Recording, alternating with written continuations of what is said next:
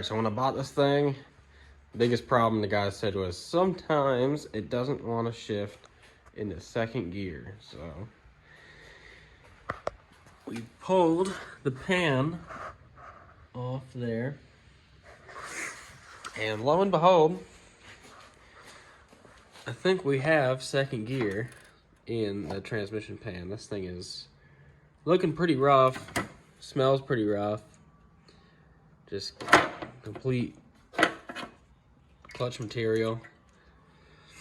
So kind of have to look at our options. I might get another one, or I might rebuild this one. But yeah, this one's pretty much toast. So just something to add to this, it has a low car dipstick, and a lot of people don't like those universal dipsticks because the fluid level is wrong. You can end up burning your transmission up, so you can kind of see the full mark or the hash mark there.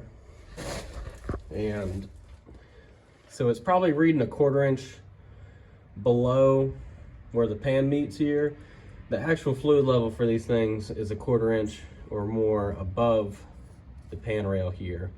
So probably around 1/2 inch off, give or take, on the hot or the full mark here. So I don't know, a couple quarts maybe. This one's not super far off, but it's definitely reading low. I mean, you can adjust these dipsticks, but a lot of people don't know that, so they just take them out of the box and put them in. But that's the adjustment screw, and then you can move the wire in and out of the handle. But yeah, a lot of people have burned up their transmissions over these things. I'm not sure if that was the direct cause with second gear here, but kind of goes together. All right, so here we go. Just picked up some racing transmissions here. It's fresh out of the dirt, as you can tell. But I guess one's out of a van, one's out of a truck. I'm gonna go power wash these things, clean them up, and we'll take the pans off and see what we got. All right, so I got this thing washed up on the bench here. Doesn't look but so bad. We got some bits and pieces here, definitely metal, but not like a complete washout, I guess. So that's kind of okay. Got a little bit of sludge and whatever, and the oil does not look very good, honestly. But I guess we'll just hope that the clutches are okay. I mean, we'll just have to take it apart and see. But we got the HD2 kit. I'm gonna put not all of it in there. I'll explain that, but we'll tear this thing apart and see what the clutches look like before we go crazy with it.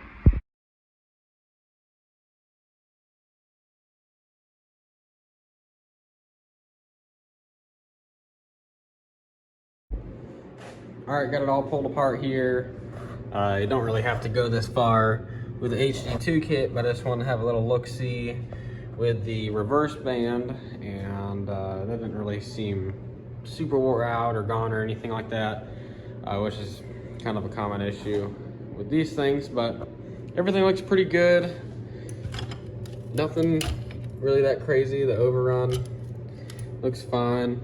I'm gonna pull the direct drum apart and throw the intermediate back in, put the upgraded snap ring in, and just start stacking it all back together. I'll probably take the forward clutches apart and just see what they look like, because the oil is dirty, and I just want to check them out, make sure we're good there. Maybe they just didn't change the oil for a very long time, but we'll see.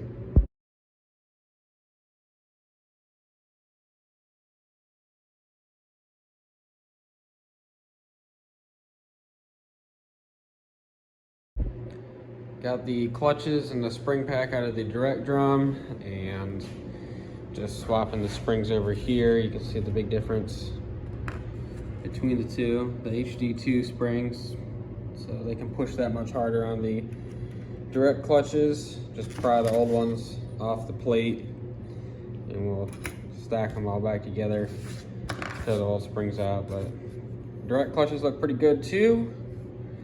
I don't see any burned clutches or steels. Steels look brand new. So, looking pretty good. I'm gonna stack it all back together here and move on to the next piece. All right, so we got the shaft seals, got the pump and the valve body and all that together. So go ahead and pull the transmission out tomorrow and stick this one in, and I guess we'll see if this thing works.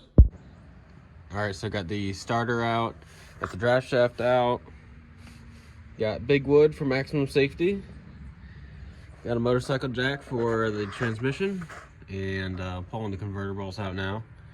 And I'm gonna get the rest of the transmission bolts out of the bell housing and drop this heavy son of a bitch out and change it out.